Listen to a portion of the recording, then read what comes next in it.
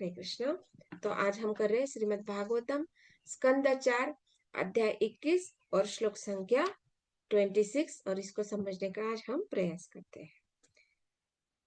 तो जैसे कि हम देख रहे हैं कि ये अध्याय है महाराज पृथु द्वारा उपदेश। तो महाराज पृथु अपनी जो प्रजा है उनको उपदेश दे रहे हैं और हम लोगों ने देखा श्लोक संख्या 21 वहां से महाराज पृथु ने बोलना शुरू किया है और वो अपनी प्रजा को उपदेश दे रहे हैं कि किस प्रकार ये सारे जो प्रजा है उन्होंने अपने कर्तव्य को कैसे समझना है। पहले तो कर्तव्य क्या है वो समझना है और उसके बाद उसको पालन करना है, उसको भी वो समझा रहे हैं।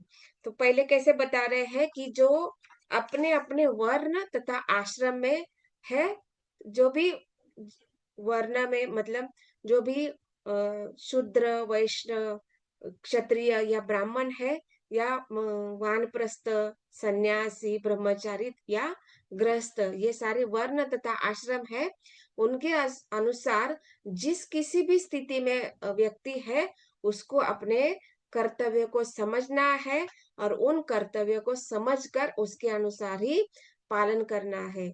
उसके अगर व्यक्ति इन सारे वर्ण तथा आश्रम के अनुसार कर्तव्य करता है दैट मीन्स वो अपने कर्म कर रहा है।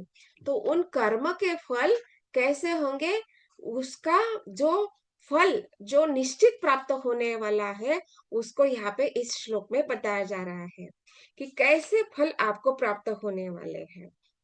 और इस फल जो आप कर्म कर रहे हैं उस फल का कौन कौन लाभ प्राप्त कर सकता है ये भी बताया जा रहा है। कि जैसे बताया जा रहा है इस श्लोक में कि मैं समस्त शुद्ध अंतकरण वाले देवताओं पितरों तथा साधु पुरुषों से प्रार्थना करता हूँ कि वे मेरे प्रस्ताव का समर्थन करें। मतलब प्रभु जो पृथु महाराज है उन्होंने जो वर्ण तथा आश्रम के जो नियम और कर्तव्य जो बताया है प्रजा को, और उन्होंने एक प्रकार से आदेश भी दिया है कि इसको ही आपको पालन करना है। और जैसे कि हम सब देख रहे हैं कि जो पृथु महाराज है वो स्वयं भगवान के अंश अवतार है। और यही आदेश श्री भगवान पहले ही दे चुके हैं और यही आदेशों को वापस पुनः अभी पृथु महाराज दोहरा रहे हैं और वो जोर दे रहे हैं कि आपको इन्हीं आदेशों को पालन करना है।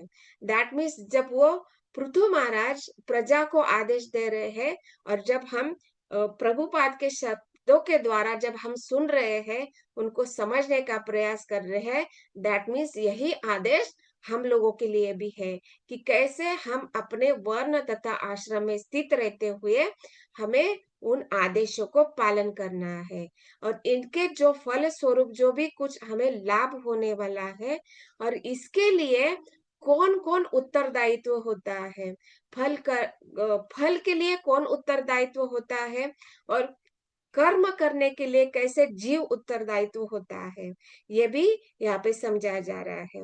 और बताया जा रहा है कि ये जो मैंने प्रजा के लिए जो उपदेश दिए हैं या आदेश दिए हैं, इनका समर्थन है वो सारे, ये कौन है, देवता पितर तथा पितृलोक तथा साधु पुरुष, ये इनका समर्थन करे। क्यों समर्थन करने के लिए कह रहे हैं, तो उनके लिए एक विशेषण भी उन्होंने प्रयुक्त किया है कि वो सारे समस्त जो है वो शुद्ध अंतकरण वाले हैं। तो दैट मीन्स वो कैसे है, उनका अंतकरण शुद्ध है। दैट मीन्स क्या कि उनकी जो चेतना है वो शुद्ध मानी गई है। और शुद्ध चेतना कब मानी जाती है, कि जब वे पूर्ण रूप से कृष्ण भावना भावित है। जो व्यक्ति पूर्ण रूप से कृष्ण भावना भावित है, दैट मीन्स वो अपने स्वरूप को जानता है, भगवान की स्थिति को भी जानता है कि भगवान स्वामी है, हम सेवक है और हम सेवक के रूप में भगवान को प्रसन्न करने के लिए ही कर्म हमारे जो कर्म होते हैं वो करना चाहिए। इसलिए ये सारे जो देवता पितृ तथा ये साधु पुरुष जो है वो शुद्ध अंतकरण कहे गए हैं। क्योंकि हम सब जानते हैं कि ये जो पितृलोक है, जनलोक है, तपलोक है, महरलोक है, या ये सारे जो ऊपरी लोक है वो कैसे है, शुद्ध अंतकरण वाले हैं, और वो भगवान के शुद्ध भक्त माने जाते हैं जो ऊपरी लोक है। इसलिए वो भगवान के ही प्रसन्नता के लिए कार्य करते हैं, भले ही वो किसी भी लोक में रहे। लेकिन जो शुद्ध कर अंतकरण वाले होते हैं वो हमेशा ही यही देखते हैं कि कैसे मेरे कर्म के द्वारा, मैं जो इंद्रिय के द्वारा जो कर्म करने वाला हूँ, मैं मन के द्वारा जो कर्म करने वाला हूँ, मेरे आचार विचार से जो कुछ भी कार्य होने वाला है, कैसे वो उनके द्वारा, कर्मों के द्वारा मैं भगवान को प्रसन्न कर सकूं। यही उनका एकमात्र भाव होता है। इसलिए ऐसे जीवों को, उनको क्या कहा गया है, शुद्ध अंतकरण वाले। तो इनमें सारे देवता आते हैं, पितृलोक आते हैं, जनलोक आते हैं, तपलोक आते हैं।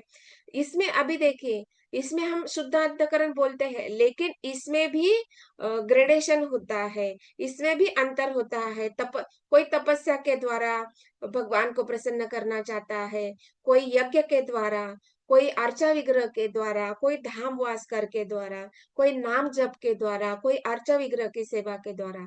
तो ये अलग अलग विभाग हो सकते हैं, लेकिन सबका मंतव्य क्या होता है कि भगवान के प्रसन्नता, मतलब किसी भी मार्ग, भक्ति के किसी भी मार्ग में, जैसे हम लोग देखते हैं भक्ति के कितने अंग बताए गए हम लोगों को, किसको याद है? भक्ति के कितनी विधियां है? 9 माता जी, 9 नहीं। तो ये 9 विधियों के द्वारा हम किसी भी आश्रम में हो, किसी भी वर्ण में हो, किसी भी इनमें से 9 अंग में से हम 9 भी कर सकते हैं, या 1 2 3 4 जितनी भी हमारी इच्छा है, और हमारी जो शारीरिक शक्ति है, मानसिक शक्ति है, और जो भी बल हमें प्राप्त हुआ है, उसके अनुसार इन 9 विधियों में से किसी भी विधि को हम अपनाकर उसको उसी प्रकार कार्य करते हुए, ऑफकोर्स इसके लिए हमें प्रामाणिक गुरु की मार्गदर्शन की आवश्यकता है। और जब प्रामाणिक गुरु के मार्गदर्शन में हम इन सारे 9 विधियों में से कोई भी एक अंग, 2 अंग, या किसी भी 9 अंग को हम करते हैं, तो निश्चित रूप से भगवान को प्रसन्न करने का प्रयास करते हैं। और ये सारे जो देवी देवता जो होते हैं, ये जो साधु पुरुष जो होते हैं, निश्चित रूप से इन अंग में से, इन विधियों में से कोई अंग करते रहते हैं और भगवान को प्रसन्न करने का प्रयास करते हैं। इसलिए हम देखते हैं कि वो उच्च लोक को प्राप्त हो चुके हैं, और इसलिए उनको शुद्ध अंतकरण के लोग कहे गए हैं। और अभी पृथु महाराज बोल रहे हैं कि उनका समर्थन बहुत आवश्यक है। क्यों इनका समर्थन की क्यों आवश्यकता है, कि इसके लिए आगे का लाइन बताया जा रहा है। क्योंकि मृत्यु के पश्चात किसी भी कर्म का फल इसके कर्ता, आदेशकर्ता तथा समर्थक के द्वारा समान रूप से भोग्य होता है। मतलब क्या, कि हम जिस भी स्थिति में हम हैं, भले ही हम भौतिक जगत में है, लेकिन हमारा कार्य ऐसा होना चाहिए जिससे इस कर्म के द्वारा जो फल प्राप्ति होने वाला है, उसके उसके कर्म के जो फल है वो करने वाला, मतलब क्या, इसके कर्ता, मतलब इसका कर्म करने वाला कर्ता कौन है, तो हम जीवात्मा। दैट मीन्स इसका करने वाला कर्ता जीव है। और आदेश करता, आदेश मतलब कौन आदेश दे रहा है, मतलब कैसे कैसे हम आदेश प्राप्त कर रहे हैं, हम गुरु, साधु, शास्त्र के द्वारा आदेश प्राप्त करते हैं, भगवान के द्वारा आदेश प्राप्त करते हैं, अलग अलग देवी देवताओं के द्वारा हम आदेश प्राप्त करते रहते हैं। भले ही हम कुछ आदेश जो होते हैं वो प्रत्यक्ष रूप से प्राप्त करते हैं, कुछ अप्रत्यक्ष रूप से प्राप्त करते हैं। तो ये सारे आदेशकर्ता होते हैं। और इसके समर्थक, इसको अनुमोदन करने वाले। तो इसको अनुमोदन करने वाले मतलब कौन कहे गए हैं? तो इसको अनुमोदन कौन करते हैं? तो यही सारे गुरु साधु शास्त्र भी करते हैं, देवता भी करते हैं। तो देवता भी हम अलग अलग प्रकार के देखते हैं। तो कुछ देवता है जो प्रत्यक्ष रूप से हम देख सकते हैं, जैसे इंद्र चंद्र वरुण ब्रह्मा आदि। और जो कुछ अभी देवताओं के कुछ अंश स्वरूप में जो देवता है वो हमारे इंद्रियों का नियंत्रण करने वाले हैं, जिसको हमने दूसरे स्कंद के अध्याय में देखा कि कैसे हमारी जो इंद्रिया है उनके नियंत्रक के रूप में देवता होते हैं। तो ये जो देवता होते हैं उनका समर्थन भी बहुत आवश्यक है। मतलब ये सारे जो देवता है वो अपने अपने अंश स्वरूप में हमारे इंद्रियों को भी नियंत्रित करने वाले हैं। तो जब हम कार्य कर रहे हैं, कुछ कर्म कर रहे हैं, तो निश्चित रूप से वो हमारे इंद्रियों को कुछ आदेश देते हैं। जैसे अभी मैं हाथ उठा रही हूँ, ऊपर हाथ कर रही हूँ या हाथ हिला रही हूँ, तो इसके लिए भी नियंत्रण करने वाला भी देवता है ना। अगर वो देवता मतलब अगर ये हाथ मेरे शरीर से अलग हो जाएगा, हाथ अगर शरीर से कट जाएगा, तो वो हाथ हिलेगा क्या? उसकी उंगलियां कुछ हिलेंगी क्या? कार्य करेगी? नहीं करेंगी।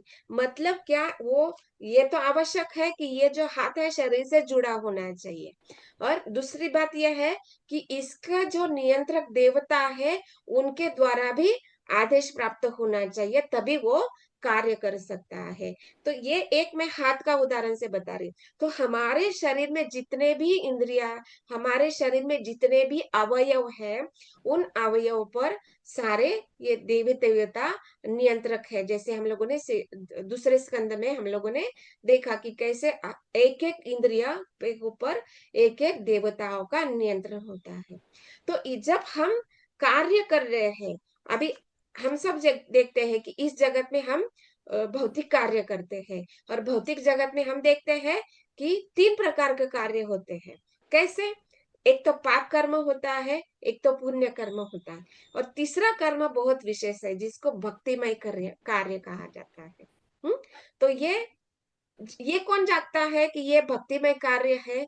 जो प्रामाणिक संस्था से जुड़ा हुआ है और जो देवी देवताओं को समझ रहा है, जो आथा तो जिज्ञासा करता है, कि जो जिसने गुरु को स्वीकार किया है, जो साधु को मानता है, और जो शास्त्रों को अनुमोदन करता है, मतलब शास्त्रों को अध्ययन करता है। तो ये व्यक्ति जान सकता है कि ये भक्तिमय कार्य हमें कितना सत्फल, मतलब कितना सुकर्म का फल हमें प्राप्त करा सकता है। तो ये जब हम कार्य करते हैं इस भौतिक जगत में, या तो पाप कर्म करते हैं या पुण्य कर्म करते हैं, तो इनको समझने के लिए ज्ञान की आवश्यकता है, और ज्ञान हम गुरु साधु शास्त्र से हम प्राप्त करते हैं। तो ये जब कार्य करते हैं, तो ये कार्य कौन करता है? जीव करता है। और जीव कैसे कार्य करता है? क्योंकि जीवात्मा इच्छा करता है। और जब जीवात्मा इच्छा करता है, तो इसका इंद्रिय उसका सहयोग देती है कार्य करने के लिए। जब मन बुद्धि और इच्छा जो होती है उनका समन्वय हो जाता है, कि जैसे जैसे अभी कैसे लिंक होता है देखो, ये हमारी जो बाह्य इंद्रिया है, जैसे ज्ञानेन्द्रिया है, तो ज्ञानेन्द्रिया में सबसे महत्वपूर्ण कार्य करने वाला है आंखें। जब आंखें कोई चीज देख लेता है, तो तुरंत वो संदेश किसको मिलता है? बुद्धि को मिलता है। हाँ, देखो अभी मैंने कुछ चीज देख ली है, तो वो बुद्धि को पता चलता है कि हाँ वो इच्छा करेगा। आंख देखेगा और बुद्धि के पास नियंत्र आदेश जाएगा, और बुद्धि सोचेगा हाँ मुझे ये करना है।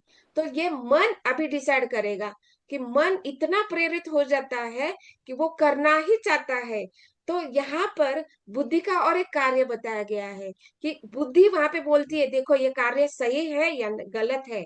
ये भी दो द्वंद्व चलते रहता है हमारे बुद्धि बुद्धि में, कि ये जो देखा है इसको करना है या नहीं करना है, ये हमें बताता रहता है बुद्धि। लेकिन मन इतना प्रबल होता है ना, वो भले ही गलत कार्य है लेकिन वो करने की इच्छा करता है।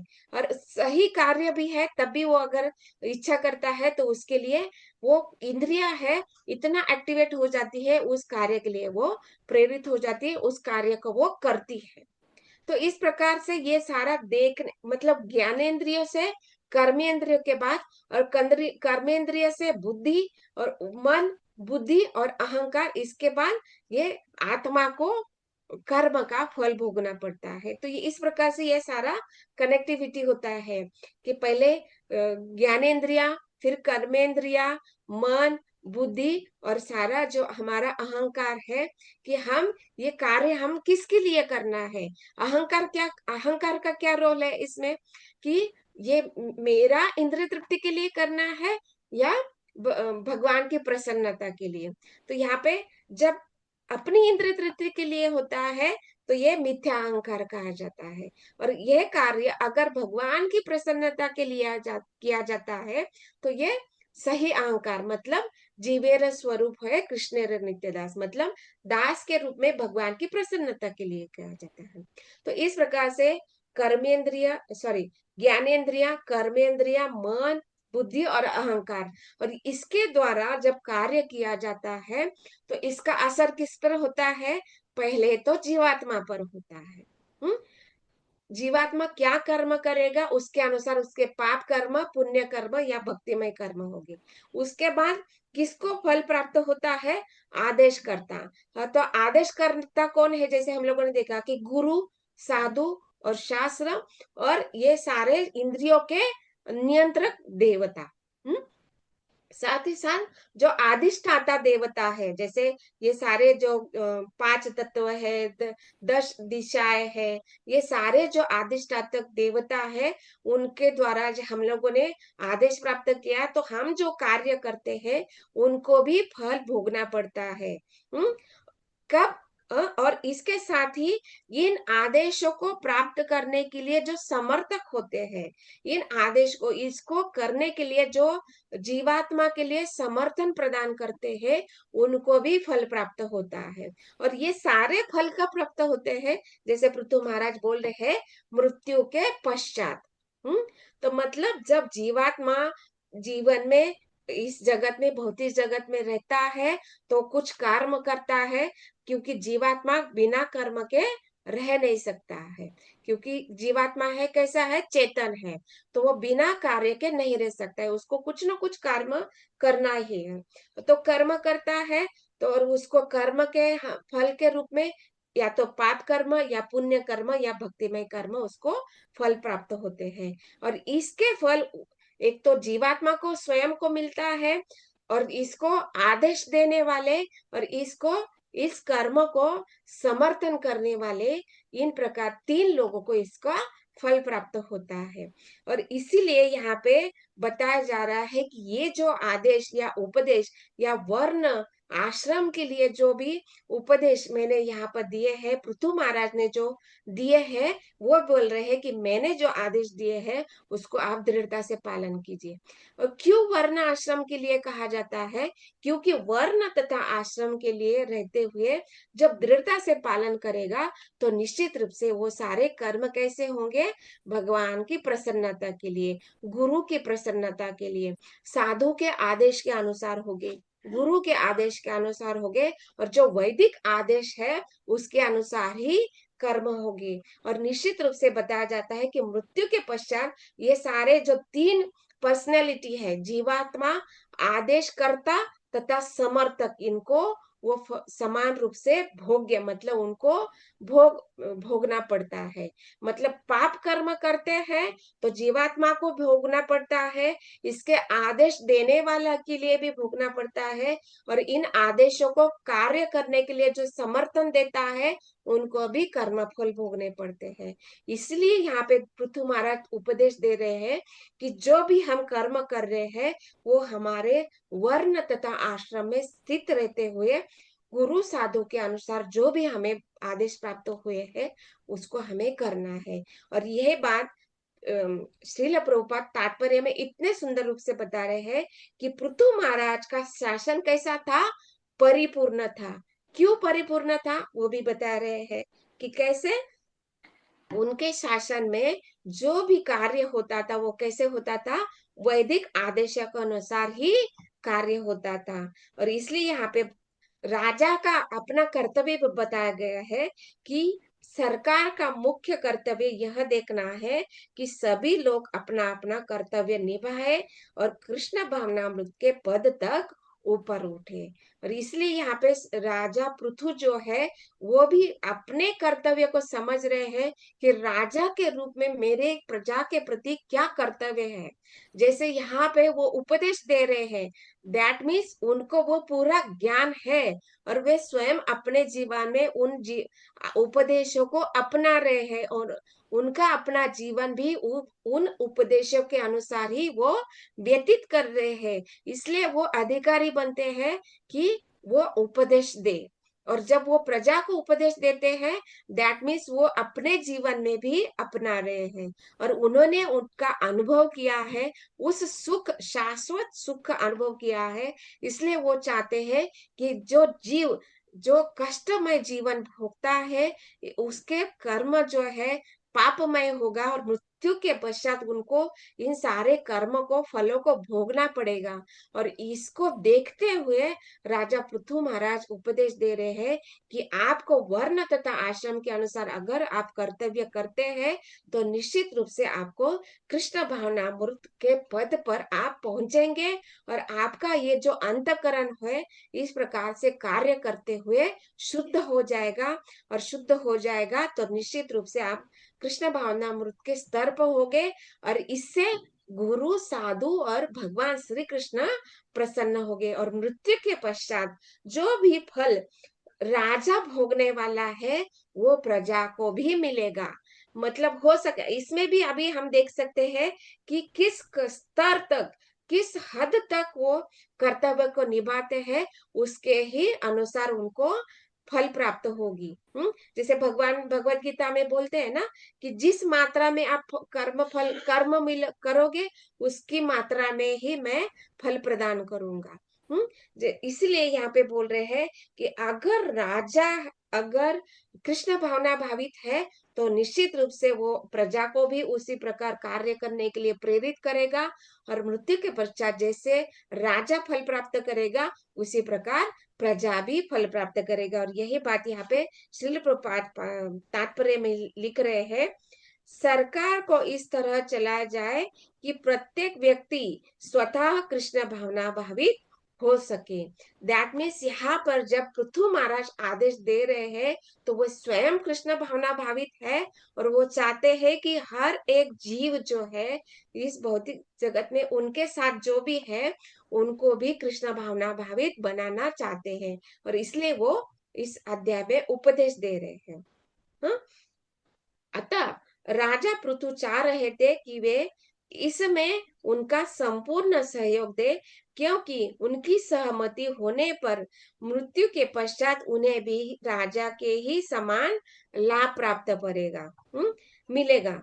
यदि कुशल राजा होने के कारण पृथु महाराज को स्वर्ग की प्राप्ति हो तो उनको सहयोग देने वाली प्रजा भी उनके साथ ऊपर उठेगी। मतलब राजा को सहयोग देगी तो प्रजा भी उसका लाभ प्राप्त करेगी। और इसके लिए प्रभुपाद जी ने क्या उदाहरण दिया है कि मतलब क्या तुलना कैसे की जा रही है, देखिए कि चूंकि इस समय कृष्ण भावनामृत आंदोलन चलाया जा रहा है।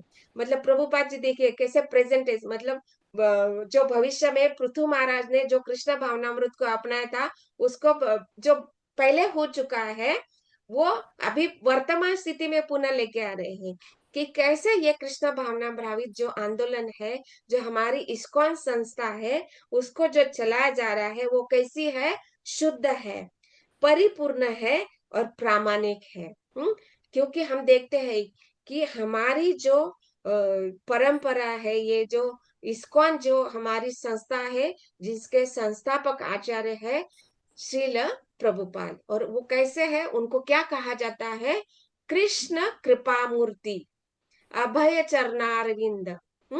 श्रील प्रभुपाद। तो मतलब क्या, कृष्ण कृपा मूर्ति मतलब क्यों, कि कृष्ण कृपा प्रदान करने वाले मूर्तिमान स्वरूप। कृष्ण कृपा मूर्ति मतलब क्या, कि कृष्ण की कृपा प्रदान करने वाले मूर्तिमान स्वरूप अभय चरणाविंद। और भगवान के चरण कैसे कहे जाते हैं, अभय प्रदान करने वाले हैं। और उन अभय प्रदान करने वाले चरण कमलों को प्राप्त करने वाले कृपा मूर्ति। हम्म, तो इसलिए प्रभुपाद जी को वो विशेषण प्रदान किया गया है, कृष्ण कृपा मूर्ति अभय चरणारविंद श्रील प्रभुपाद। तो ये जो प्रभुपाद है, इसलिए ये जो संस्था है पूर्ण रूप से शुद्ध है और परिपूर्ण है। परिपूर्ण मतलब क्या, हम सब देखते हैं कि हमारा ये जो ग्लोब है, पृथ्वी लोक जो है, इस ग्लोब में कहीं पर भी जाइए आपको इस्कॉन संस्था मिलेगी। और हमारा जो इस्कॉन का जो स्टैंडर्ड है, वो हर जगह आपको सेम मिलेगा। सेम मंगलारती होगी, समय भी सही रहेगा। वो तो जो क्रम है, सुबह में मंगलारती होगी, उसके बाद क्या नरसिंह आरती, तुलसी आरती, जपा सेशन होगा और भागवतम होगा, और उसके बाद सबको यथेष्ट क्या दिया जाएगा, प्रसाद दिया जाएगा। और उसके बाद जो पूरा दिन निकलता है, तो उसके लिए आप पूरा दिन आप प्रचार कार्य कर सकते हैं। तो ये जो स्टैंडर्ड है, ये हर पृथ्वी लोक में आपको हर जगह मिल जाएगा, किसी भी देश में जाइए। तो इसलिए ये संस्था कैसी है, शुद्ध है और परिपूर्ण है। और इस संस्था में हम देखते हैं कि किसी अन्य चीज की आवश्यकता है, ऐसा कभी किसी को लगा कि इसकी आवश्यकता है। जो हम चीज बाहर देखते हैं भौतिक जगत में, उस चीज की हमारी संस्था में आवश्यकता है, ऐसे कभी लगता है हम लोगों को कि यहाँ पे कोई कमतरता है, ऐसे लगता है? कम कम कोई चीज कम है ऐसे लगता है? नहीं, सब कुछ है यहाँ पे। इनफैक्ट बहुत कुछ है। बहुत, जो मतलब भौतिक लोग सोचते हैं कि हम यहाँ पे जाएंगे, ये घूमेंगे, मूवी थिएटर जाएंगे, मूवी देखेंगे, आनंद का अनुभव करेंगे। लेकिन हम देखते हैं, वो खुद देखते हैं कि यहाँ पर ये लोग दिन भर हरे नाम लेते हैं, हरे कृष्णा कृष्णा कृष्णा हरे हरे, हरे राम राम राम हरे हरे, केवल नाम जप करते हैं। लेकिन कितना आनंद का अनुभव करते हैं, केवल नाम लेते हैं। वो लोग बोलते हैं बाहर लोग क्या, अरे क्या तुम लोग दिन भर हरे कृष्णा करते रहते, क्या आपको आनंद आता है? लेकिन अरे आप आके देखो, इस नाम में ही भगवान ने आनंद दे रखा है, इसमें ही सब कुछ दे रखा है। ये नाम ही परिपूर्ण है, आपको सुखी बनाने के लिए, आपकी मन की शांति करने के लिए, आपका हृदय शुद्धिकरण करने के लिए, और आपको सीधा भगवान के साथ कनेक्शन करने के लिए ये मोबाइल नंबर दिया है। इसको डायल करो, आप सीधा भगवान से कनेक्ट कर सकते हो और आप भगवान से बात कर सकते हो। तो इतनी सरल बात दी गई है। इसलिए यहाँ पे जो हमारी ये जो संस्था है, इसको परिपूर्ण कहा जाता है। और शुद्ध इसलिए कि सीधा आप भगवान से कनेक्ट कर सकते हैं, इसमें कोई रोड़ा नहीं आएगा कि ये आप जैसे अभी प्राइम मिनिस्टर को मिलना है, तो हमें पहले परमिशन लेना पड़ता है, बहुत सारी फॉर्मेलिटीज करनी पड़ती है।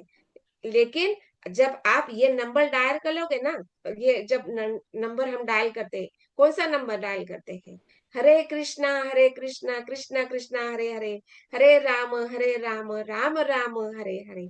बस ये 16 अक्षर वाला, 16 डिजिट वाला आप नंबर डायल कर दो, सीधा आप भगवान से बात कर सकते हैं। इसमें कोई आपको लोक का बंधन नहीं होगा, देश का बंधन नहीं है, पाल काल का बंधन नहीं है, और किसी पात्रता का भी बंधन नहीं है। तो इसलिए हम यहाँ पे कहा गया है परिपूर्ण और प्रामाणिक। भले ही आप इस भौतिक जगत में प्रामाणिक हो, अशुद्ध हो, पापी हो, दुरात्मा हो, किसी भी स्तर में हो, इसलिए तो वर्ण आश्रम बोला है ना, कि किसी भी स्तर में हो आप, किसी भी स्थिति में हो, किसी भी देश में हो, किसी भी काल में हो, ये कैसा है, जैसे ही आप ये नंबर डायल करोगे सीधा भगवान से कनेक्ट हो जाएगा। जैसे ही आप इस संस्था में आ जाओगे, आप भगवान से, भगवान के शुद्ध भक्तों से, गुरु, साधु, शास्त्र से कनेक्ट हो जाओगे, प्रसाद से कनेक्ट हो जाओगे, शुद्ध प्रसाद आप प्राप्त करोगे, और हमारी जो चेतना है वो धीरे धीरे शुद्ध हो जाएगी। इसलिए ये जो संस्था जो है श्रील प्रभुपाद द्वारा जो चलाए जा रहे हैं वो शुद्ध है, परिपूर्ण है और प्रामाणिक है। और ये सारे जो आचार्य हम बोल सकते हैं, पृथु महाराज को भी हम आचार्य बोल सकते हैं। आचार्य कौन होता है? कि जो वैदिक आदेश जो भगवान द्वारा दिए गए हैं उसको ही वो अपनाता है। उन आदेशों को अलावा कोई अपने मन की कोई कार्य नहीं करता है, केवल भगवान के आदेशों को ही वो पालन करता है, उनको हम आचार्य बोलते हैं। तो इसलिए यहाँ पे प्रभुपाद लिख रहे हैं कि जिस प्रकार पृथु महाराज ने राज्य शासन किया है, उनके चरण चिन्हों के अनुसार ही हम कार्य कर रहे हैं। दैट मीन्स यहाँ पे हम क्या देख रहे हैं, कि जो श्रील प्रभुपाद है उनको हमें राजा के रूप में देख रहा है, और हम जो है उनकी प्रजा के रूप में है, और वो जो आदेश हमें दे रहे हैं उसको ही हमें जीवन में पालन करना है। और इससे क्या होगा, हमारा मन शुद्ध होगा, हमारे इंद्रिय शुद्ध कार्य करेंगे, और भगवान के जो आदेश है उसके अनुसार ही हम कार्य करेंगे, तो निश्चित रूप से भगवान प्रसन्न होंगे, और सीधा ये नंबर डायल करते हुए हम सीधा भगवान से कनेक्ट कर सकते हैं। तब वहां पे ये नहीं पूछे जाएगा कि आप कौन से सेंटर से हो, आप कहाँ पे रहते हो, ये कोई कुछ पूछने वाला नहीं है। वहां पे बस आपके नंबर डायल करते ही सीधा भगवान से बात हो सकती है।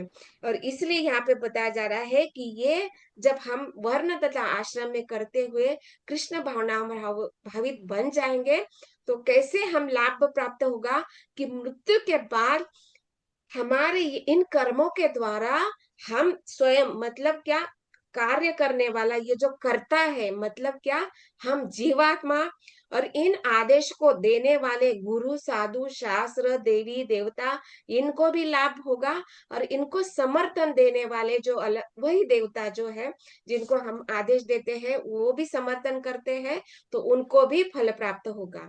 दैट मीन्स अभी ये कितना कर्म का गति गहन बताया जा रहा है, कि जब हम पाप कर्म करते हैं, पुण्य कर्म करते हैं, तो पुनः हमें भौतिक जगत में आना पड़ता है।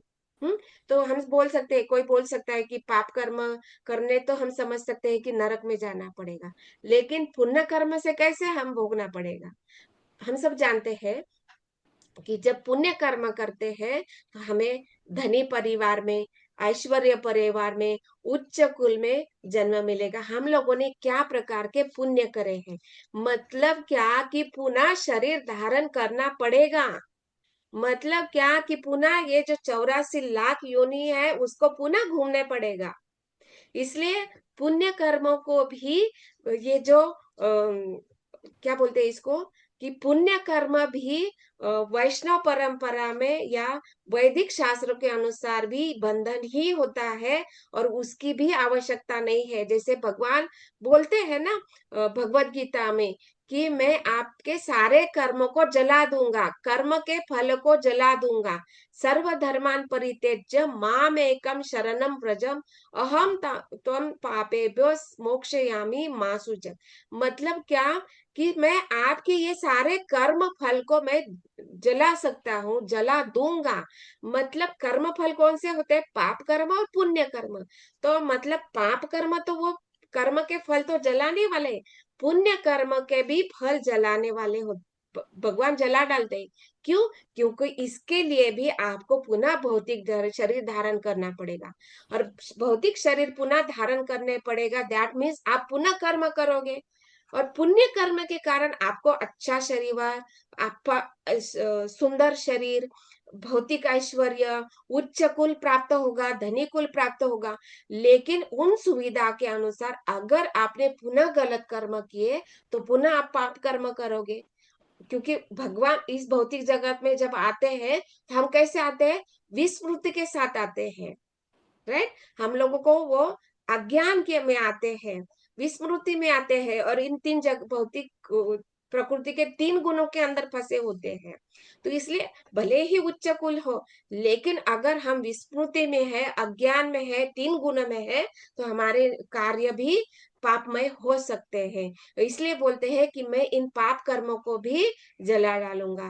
और केवल जब हम भक्तिमय कर्म कर्म करेंगे तो निश्चित रूप से इन सारे जो जीवात्मा है, आदेश करता है, और इनको कार्य करने के लिए जो समर्थक है, उनको भी लाभ होगा। दैट मीन कैसा लाभ होगा?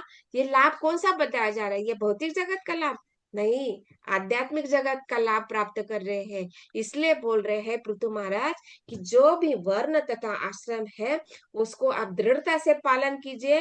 और जब हम अपनी वर्ण तथा आश्रम को दृढ़ता से कर्तव्य दक्ष के साधु गुरु के आदेश के अनुसार, जब हम शास्त्र के अनुसार जब हम पालन करेंगे, तो हम निश्चित रूप से कृष्ण भावना भावित होंगे। और जब हम इन कर्मों के द्वारा हम अपने आप को कृष्ण भावना भावित बनाएंगे, दैट मीन्स मृत्यु के पश्चात जो कर्म फल प्राप्त होगा, वो निश्चित ही उच्च फल प्राप्त होने वाला है।